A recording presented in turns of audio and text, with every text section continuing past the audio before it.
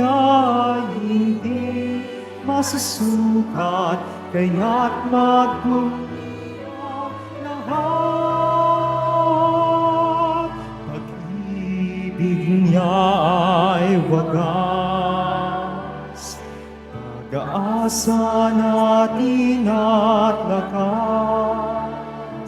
Pagpapala niya'y laging bumubuhos, purihin natin ang Diyos.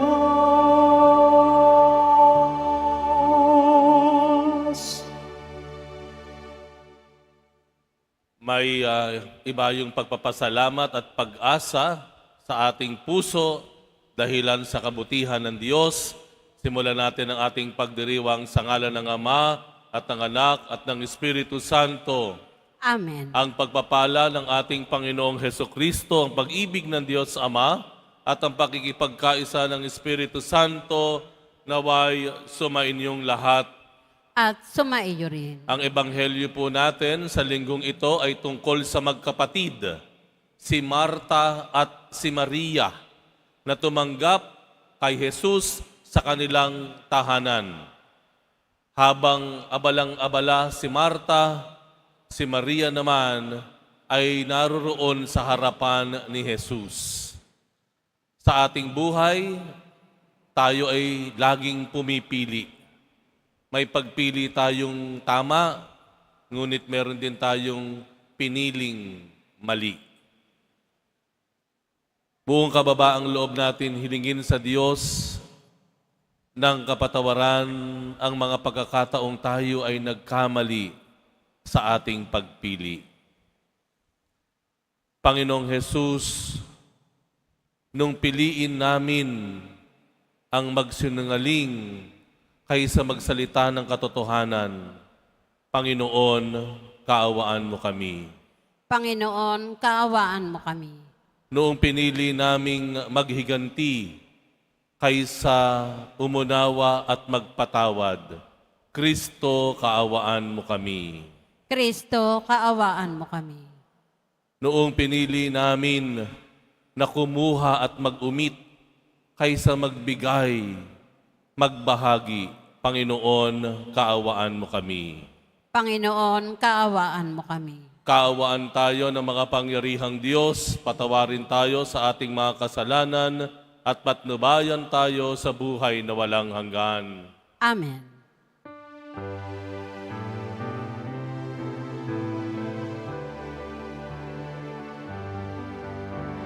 Maburi sa Diyos, maburi sa Diyos, maburi sa Diyos sa kalikasan,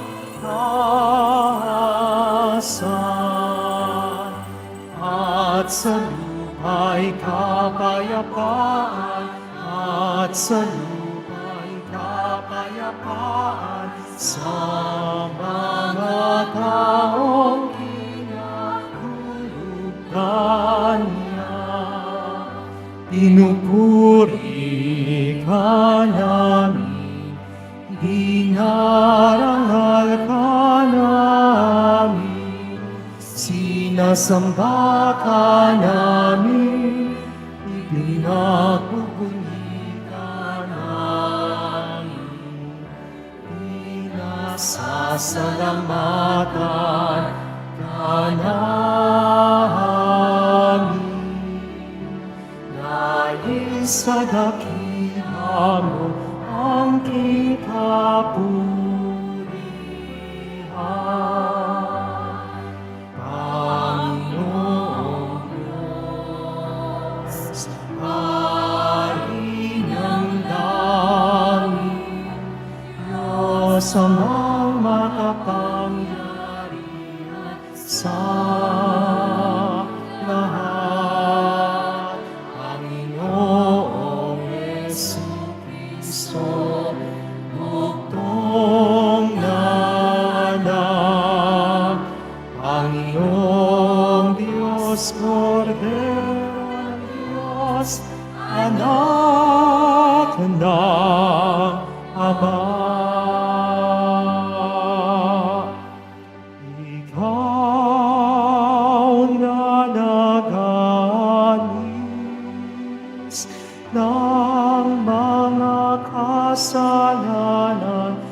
sanlibutan.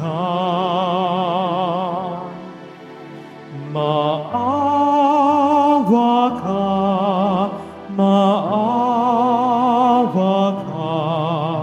sa amin.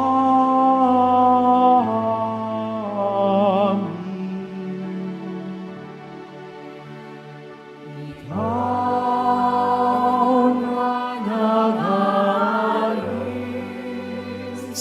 ng mga kasalanan ng sanlibutan. Tanggapin mo ang aming kahilingan. Tanggapin mo ang aming kahilingan. Ikaw na naluluklok sa kanan ng Ama. Maawa ka sa amin. Sapagkat ikaw lamang ang banal at ang kataas-taasan. Ikaw lamang, O Jesucristo, ang Panginoon, kasama ng Espiritu Santo sa kadakilaan ng Diyos Ama. Amen. Ng Diyos Ama. Amen. Papuri sa Diyos. Papuri sa Diyos. Papuri sa Diyos sa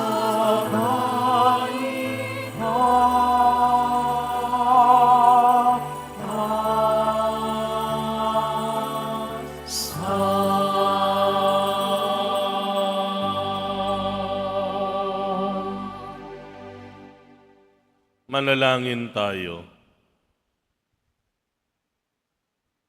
Ama naming makapangyarihan, kalugdan mo kami at pagbigyan na magkamit ng kaloob mong karagdagan upang sa maalab naming pananalig, pag-asa at pag-ibig, kami mamalaging tumatalima sa iyong kautusan. Sa pamamagitan ni Hesukristo, kasama ng Espiritu Santo, magpasawalang hanggan. Amen. Magsiupo muna ang lahat. Pagbasa mula sa aklat ng Henesis. Noong mga araw na iyon, napakita ang Panginoon kay Abraham sa Mamre, sa may sagradong mga punong kahoy. Nooy kainitan ng araw at nakaupo siya sa pintuan ng kanyang tolda. Walang ano-ano'y may nakita siyang 3 lalaking nakatayo. Patakbo siyang sumalubong. Yumukod ng halos sayad sa lupa ang mukha at sinabi, "Mga Ginoo, kung inyong mamarapatin, magtuloy po kayo sa amin. Dito muna kayo sa lilim ng punong ito at ikukuha ko kayo ng tubig na panghugas sa inyong mga paa.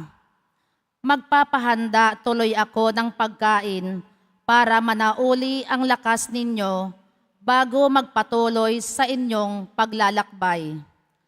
Ikinagagalak ko kayong paglingkuran habang naririto kayo sa amin."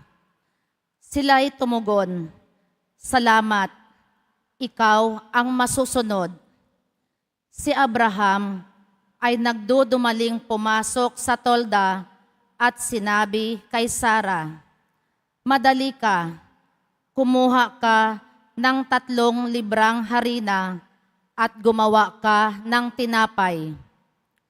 Pumili naman siya ng isang matabang guya sa kulungan at ipinaluto sa isang alipin. Kumuha rin siya ng keso at sariwang gatas at inihain sa mga panauhin kasama ang nilutong karne. Hindi siya lumayo sa tabi ng mga panauhin habang sila'y kumakain. Samantalang sila'y kumakain, tinanong nila si Abraham, "Nasaan ang asawa mong si Sarah?"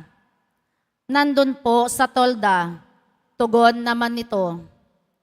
Sinabi ng panauhin, "Babalik ako sa 1 taon sa ganito ring panahon, at pagbabalik ko'y may anak na siya." Ang salita ng Diyos. Salamat sa Diyos.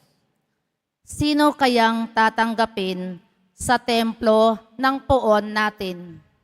Sino kayang tatanggapin sa templo ng poon natin?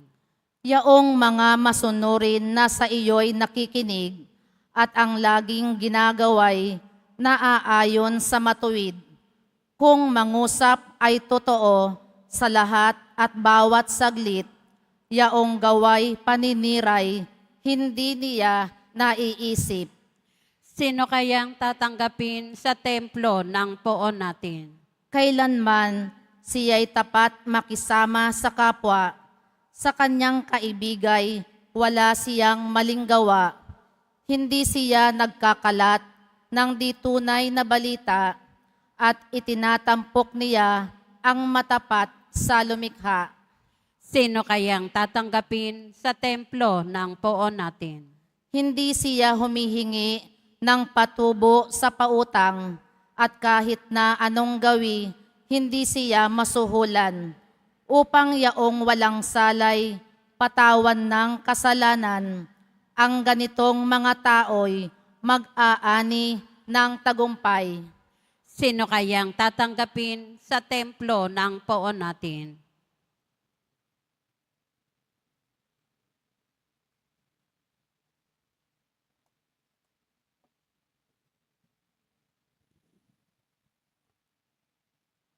Pagbasa mula sa sulat ni Apostol San Pablo sa mga taga-Kolosas. Mga kapatid, nagagalak ako sa aking pagbabata ngayon alang-alang sa inyo, sapagkat sa pamamagitan nito'y naipagpapatuloy ko ang paghihirap na kailangan pang gawin ni Kristo para sa simbahan ng kanyang katawan. Ako'y naging lingkod nito nang hirangin ako ng Diyos upang ipahayag sa inyo ang kanyang salita. Hinirang niya ako upang lubusang ihayag sa inyo ang hiwaga na mahabang panahong nalihim sa maraming salit-saling lahi. Ngunit ngayon, inihayag sa kanyang mga anak. Inibig ng Diyos na ihayag sa lahat ng tao ang dakila at kamanghamanghang hiwagang ito. Ito ang hiwaga. Sumainyo si Kristo at dahil dito'y nagkaroon kayo ng pag-asang makapiling ng Diyos doon sa kaluwalhatian. Iyan ang dahilan kung bakit namin ipinangangaral si Kristo. Pinaaalalahanan namin ang lahat at buong linaw na tinuturuan ayon sa aming makakaya upang maiharap namin sa Diyos ang bawat isa. Sakdal at walang kapintasan dahil sa pakakapag-isa kay Kristo. Ang salita ng Diyos. Salamat sa Diyos. Magsitayo na po ang lahat.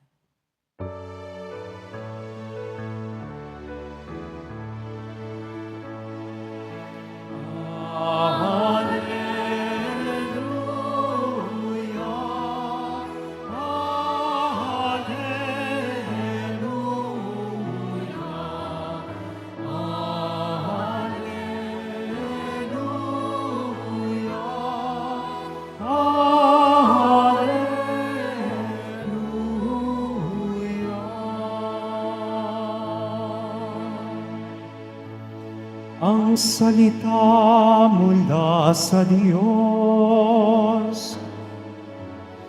Kapag isinasalo, ay mamumunga ng lubos. Alleluia, Alleluia, Alleluia,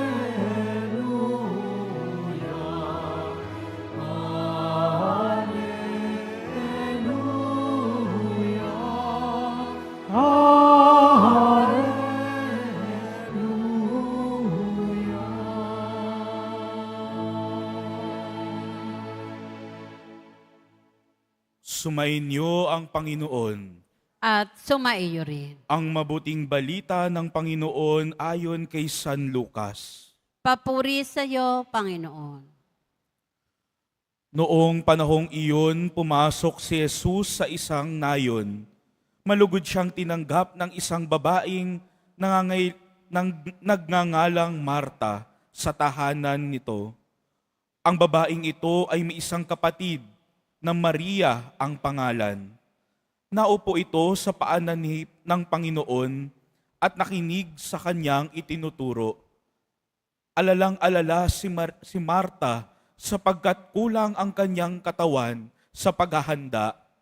Kaya't lumapit siya kay Jesus at ang wika, Panginoon, sabihin nga po ninyo sa kapatid kong tulungan naman ako.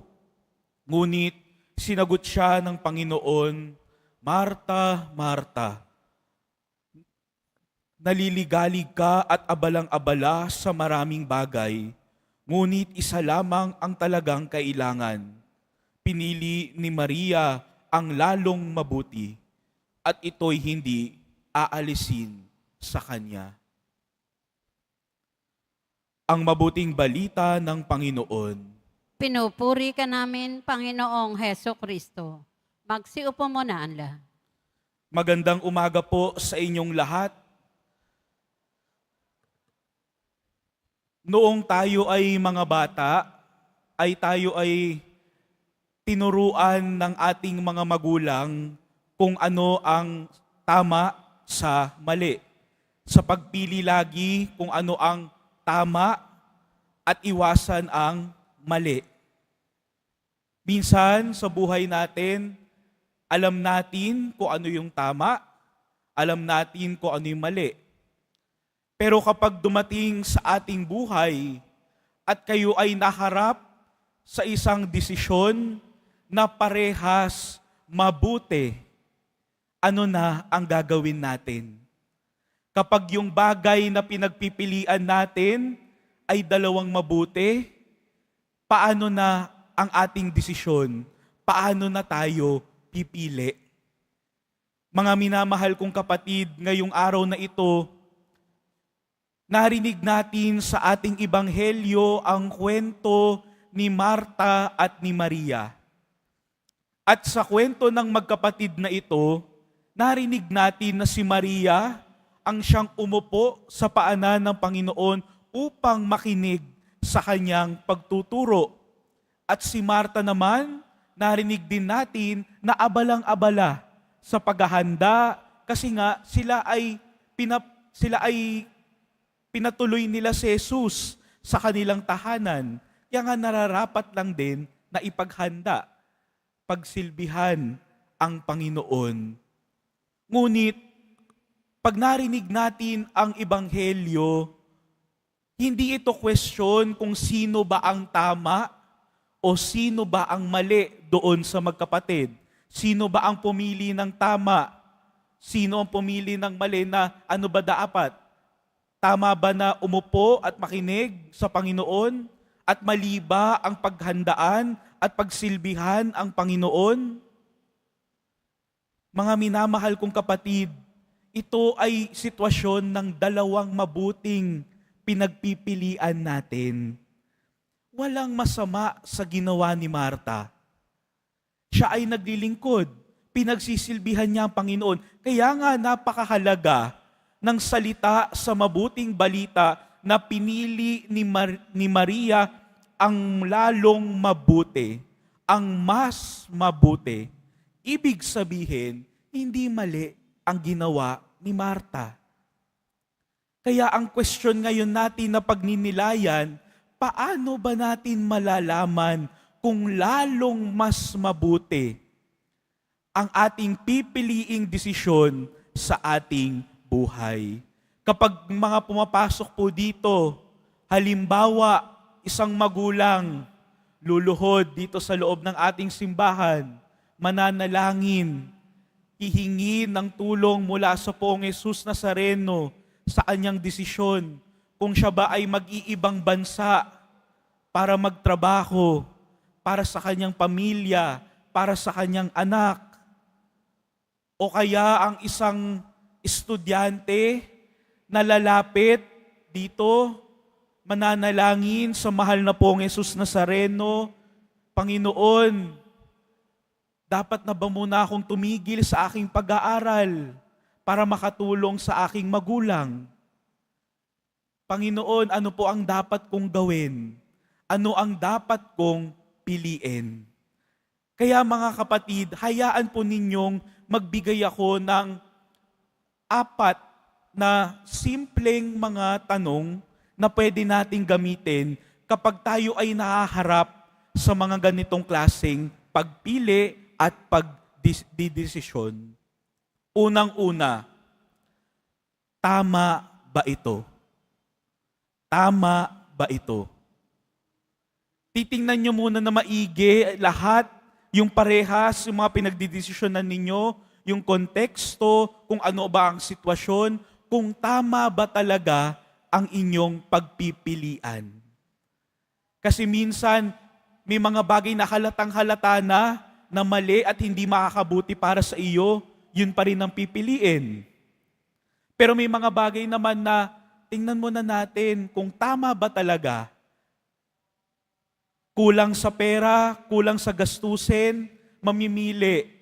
Ano ang gagawin? Magnanakaw na lang ba ako? Hahanap na lang ba ako ng ibang paraan para makabayad sa mga gastusin sa bahay? Yung mga bagay na iyan dapat nating pagnilayan. Tama ba ang gagawin nating desisyon? Yung pagpipilian ba talaga natin parehas na dalawang mabuti? Tama ba ito? Ikalawa, posible ba ito? Posible ba ito? Kapag nagdidesisyon ka, titingnan mo rin ang iyong sarili, yung mga kakayahan mo, yung sitwasyon mo, kung ano yung kaya mong magawa sa panahon na iyon. Hindi mo naman pag-iisipan o pagdidesisyonan kung, ay, gusto ko makatulong. Kaya pagdidesisyonan ko, tatakbo kaya ako maging presidente ng Pilipinas. Hindi po ganun kadali ang mga ganung desisyon. Hindi naman po agad-agad posible yung mga ganong desisyon. Kung nasaan kayo, kilala ninyo ang inyong sarili. Ano ang posible doon sa sitwasyon ninyo? Kung hindi naman ganon karami ang ipon, ang pera, ang mga gamit sa ating tahanan, sa ating buhay, yung mga makaka-apekto rin iyon sa ating desisyon. Kaya nga mahalagang tanungin din, posible ba doon sa pinagpipilian ko? Alin doon yung posible, yung malapit sa realidad ng aking buhay? Tama ba ito? Posible ba ito? Ikatlo, makabubuti ba ito? Hindi lamang para sa mga maapektuhan ng desisyon ko, pero higit sa lahat, para sa aking sarili. Makabubuti ba ito? Lalago ba ako kapag pinili ko ang desisyon na ito?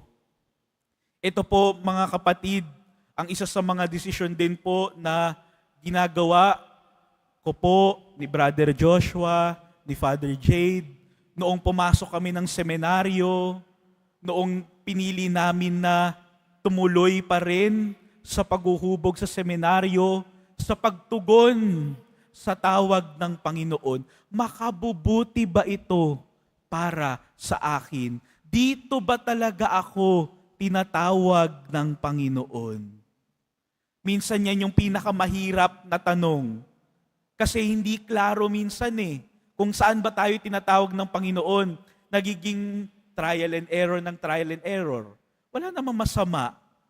Pero mahalaga din na tayo ay manahimik, tingnan ng maigi kung saan ba talaga tayo tinatawag ng Panginoon. Kung yung desisyon ba na ito ay makabubuti para sa atin.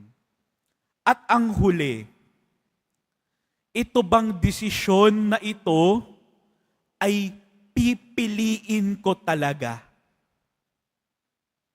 Kasi minsan, pag nagdidesisyon tayo, naiiwan na lang sa ano kayang mangyayari, iniisip ko yung isang bagay, nalilimutan na natin gawin yung desisyon. Pumili ka na. Napag-isipan mo na. Napagnilayan mo na. Nakapagdasal ka na. Doon sa dalawang desisyon, pumili ka na. Hindi uusad ang buhay kung hindi ka pipili. Hindi ka tunay na makapagsunod o dederecho ang iyong pagsunod sa Panginoon kung hindi ka pipili. At kung pipili ka, itong kalayaan ng pagpili natin na regalo mula sa Panginoon, sana sa pagpili mo, panindigan mo ang desisyon mo. Panindigan mo ang iyong pinili. At manalangin sa Panginoon na sa pagpasok mo sa pintong iyon, makikita mo ang Panginoon. Kahit anong piliin mo doon sa dalawa, makikita at makikita mo ang Panginoon doon sa kabila ng desisyon na iyon. Kapag nalaman mo na tama ito, posible ito, makabubuti sa akin ito, at pinili ko ito, tiyak na makikita natin si Jesus kapag napagdesisyonan at nakapili na tayo sa ating buhay. Kaya nga po mga kapatid, ito yung pinili ni Maria. Pinili niyang makinig at sumunod sa Panginoon. Pinili din ni Marta, pero sa sitwasyon na iyon, ang mahalaga doon sa kwento ng mga kapatid, alin dito ang talagang tinatawag ako ng Panginoon upang gawin. Kaya nga mga kapatid, panalangin natin sa Panginoon, bigyan tayo ng grasya, ng kalinawan. Kapag tayo ay magdidesisyon ng malaki sa ating buhay, tanungin muna natin ang ating sarili. Ito ba ay tama, posible, makabubuti, at talagang pipiliin at paninindigan natin panghabang buhay. Amen. Tumayo na po ang lahat. Sumasampalataya ako Sa Diyos amang makapangyarihan sa lahat, na may gawa ng langit at lupa. Sumasampalataya ako kay Hesus Kristo, iisang anak ng Diyos, Panginoon nating lahat. Nagkatawan tao siya lalang ng Espiritu Santo. Ipinanganak ni Santa Mariang Birhen. Pinagpakasakit ni Poncio Pilato. Ipinako sa krus na matay inilibing. Nanaog sa kinaroroonan ng mga yumao. Nang may 3 araw na buhay na maguli. Umakyat sa langit, naluluklok sa kanan ng Diyos amang makapangyarihan sa lahat. Doon magmumulang paririto at huhukom sa nangabubuhay at nangamatay na tao. Sumasampalataya naman ako sa Diyos Espiritu Santo, sa banal na simbahang katolika, sa kasamahan ng mga banal, sa kapatawaran ng mga kasalanan, sa pagkabuhay na muli na nangamatay na tao, at sa buhay na walang hanggan. Amen. Dumudulog kami sa iyo, Ama, upang malugod naming maisabuhay ang iyong pag-ibig, nang sa gayoy maghiliw at mabuti naming mapakitunguhan at mapaglingkuran ang aming kapwa. Buong tiwala kami dumadalangin Ama, dinggin mo ang aming panalangin. Ama, dinggin mo ang aming panalangin. Para sa mga namumuno ng simbahan at pamahalaan, makinig at tumalimanawa sila sa iyo, Ama, upang mapanibago sila tungo sa pagpakumbaba at katapatan sa paglilingkod. Manalangin tayo. Ama, dinggin mo ang aming panalangin.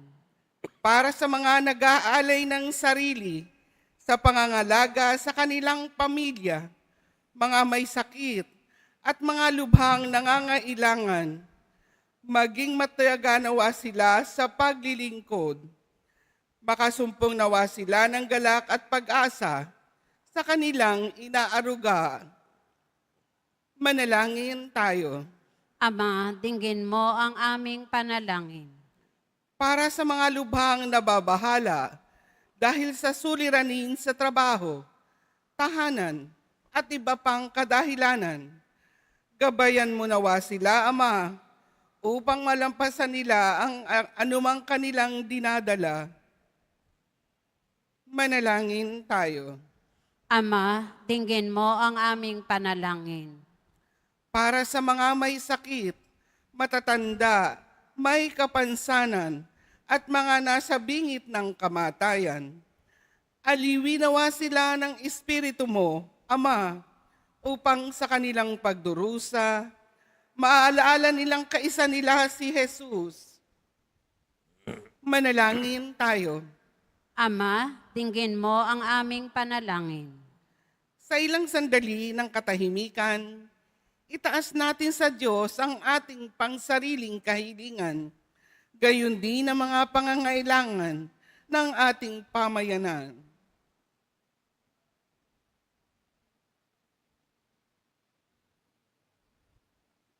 Manalangin tayo. Ama, dinggin mo ang aming panalangin. Amang mapagmahal, dinggin mo ang aming panalangin upang maging sensitibo at bukas kami sa mga nangangailangan na sumasalamin kay Kristong nabubuhay at nagahari magpasawalang hanggan. Amen. Magsiupo muna ang lahat.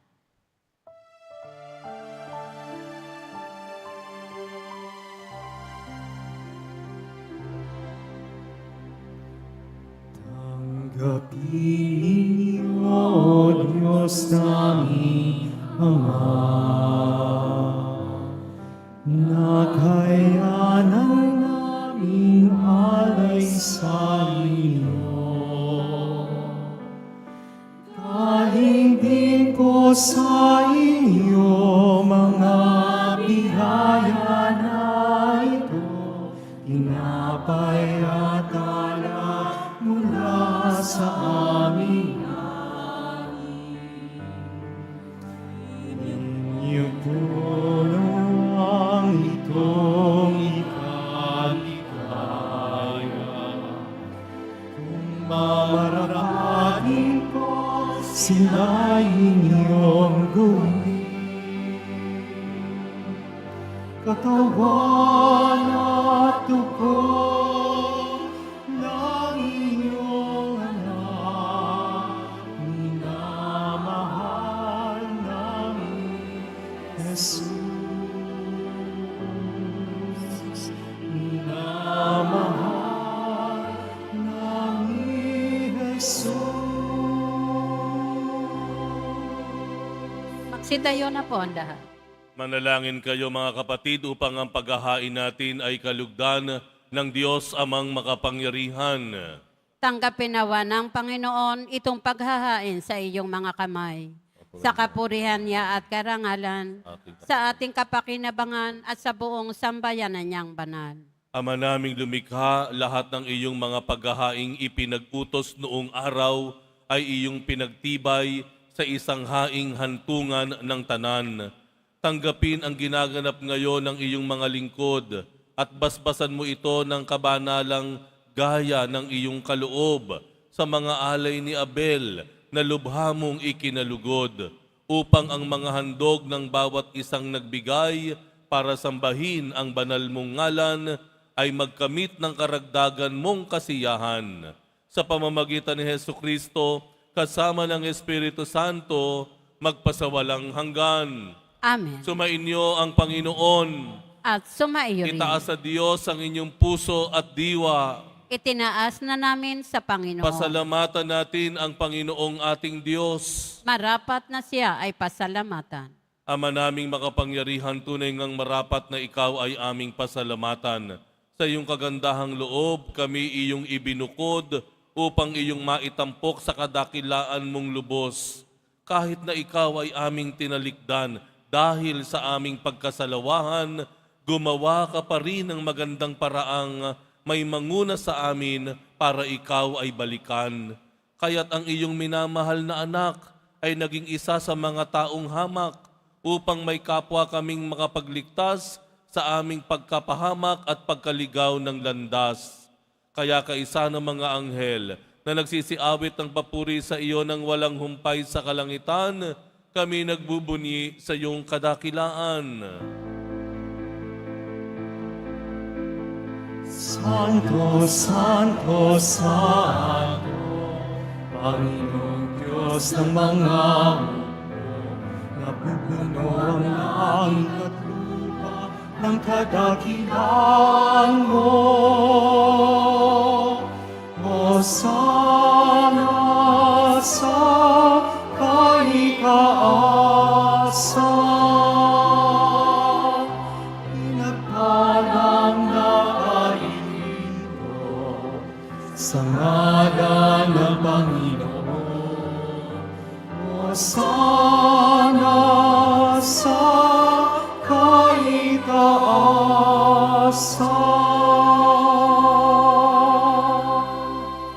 Magsiluhod po ang lahat.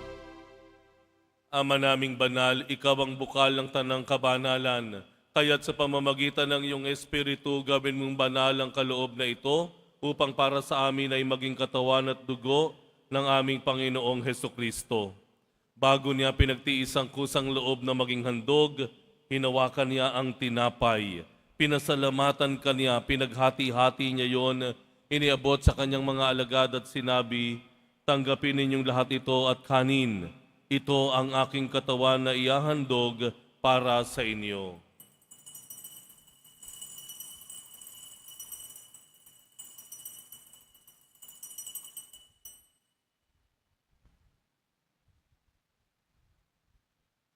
Gayon din naman nung matapos ang hapunan, hinawakan niya ang kalis, muli kaniyang pinasalamatan, iniabot niya ang kalis sa kanyang mga alagad at sinabi, "Tanggapin ninyong lahat ito at inumin, ito ang kalis ng aking dugo ng bago at walang hanggang tipan, ang aking dugo na ibubuhos para sa inyo at para sa lahat sa ikapagpapatawad ng mga kasalanan.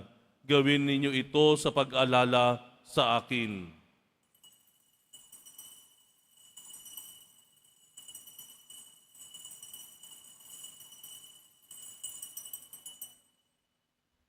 Tumayo na po ang lahat. Ipagbunyi natin ang misteryo ng pananampalataya. Si Kristo'y namatay, si Kristo'y nabuhay, si Kristo'y babalik sa wakas ng panahon. Ama, ginagawa namin ngayon ang pag-alala sa pagkamatay at muling pagkabuhay ng iyong anak, kaya't iniaalay namin sa iyo ang tinapay na nagbibigay buhay at ang kalis na nakakaloob ng kaligtasan. Kami nagpapasalamat dahil kami iyong minarapat na tumayo sa harap mo para maglingkod sa iyo.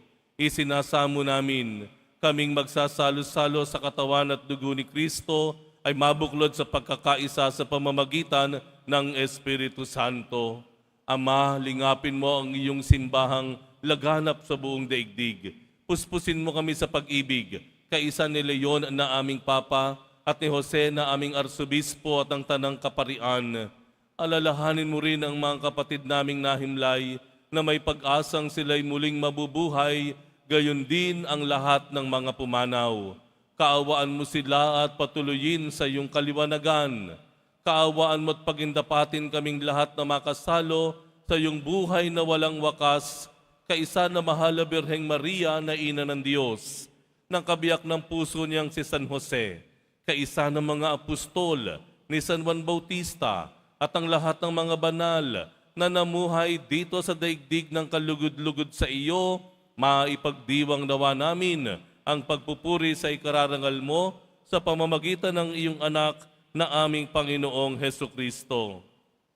Sa pamamagitan ni Kristo, kasama niya at sa Kaniya, ang lahat ng parangal at papuri ay sa iyo, Diyos amang makapangyarihan, kasama ng Espiritu Santo, magpasawalang hanggan.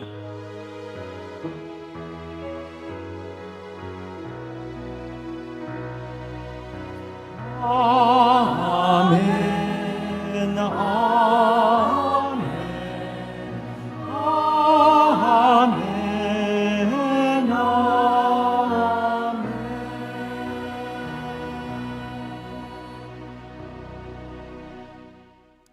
Ano pa man ang ating naging nakaraan, ano pa man ang ating katayuan o kalagayan sa buhay, pinili pa rin tayo ng Diyos bilang Kanyang mga anak.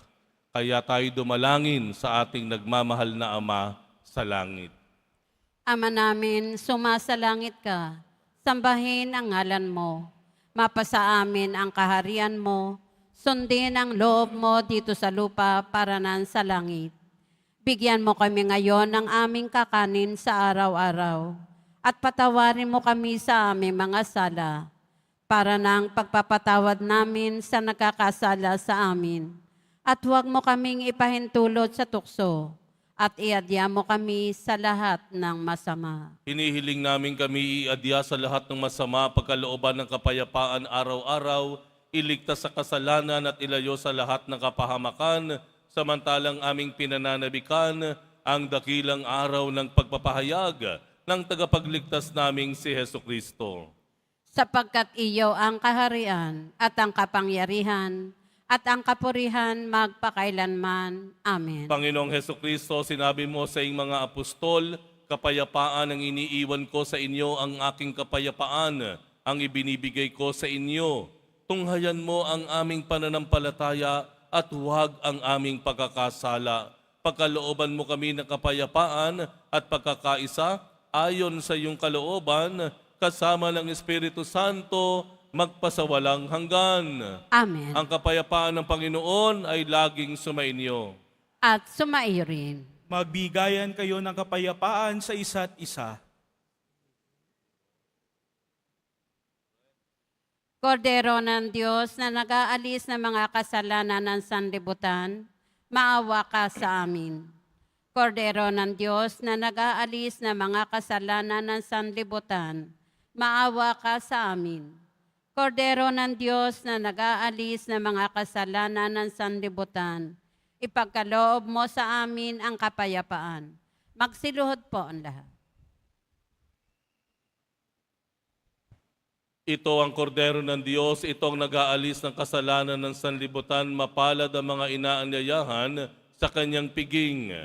Panginoon, hindi ako karapat-dapat na magpatuloy sa iyo, ngunit sa isang salita mo lamang ay gagaling na ako.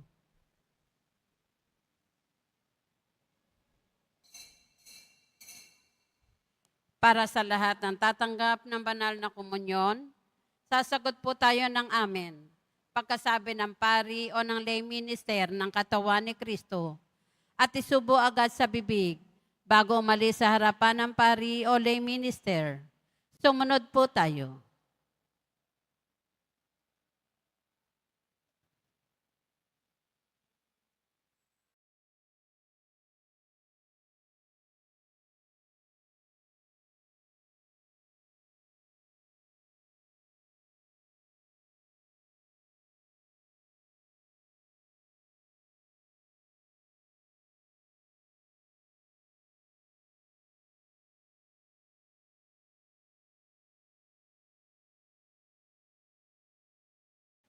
Manalangin tayo. Ama naming mapagmahal, manatili kang kapiling ng iyong sambayanan na ngayoy pinapakinabang mo sa iyong sariling buhay at gawin mong kami pasulong na makahakbang mula sa dati naming pagkamakasalanan patungo sa pagbabagong nagdudulot ng iyong kabutihan. sa pamamagitan ni Hesu Kristo, kasama ng Espiritu Santo, magpasawalang hanggan. Amen. Sumainyo ang Panginoon. At sumaiyo rin. Mahal na poong Jesus Nazareno, inihayag mo sa pamamagitan ng krus ang walang maliw na pag-ibig ng Diyos sa sangkatauhan. Pakinggan mo ang kahilingan lalo na para sa mga nangangailangan ng iyong tulong at awa. Makamtan nawa namin ang iyong kasagutan na may utang na loob na tinatanaw. Basbasan din po ninyo itong mga imahen at dasalan upang lalo kaming manalangin at magtiwala. Sa pamamagitan ng bendisyon na ito, naway lalo kaming maging mapaglingkod, masunurin at tapat sa iyo na aming malwalhating Panginoon magpasawalang hanggan. Amen. At pagpalain kayong lahat ng makapangyarihang Diyos, Ama at Anak at Espiritu Santo. Amen. Umayo kayong taglay ang kapayapaan ng Poong Jesus Nazareno. Salamat sa Diyos.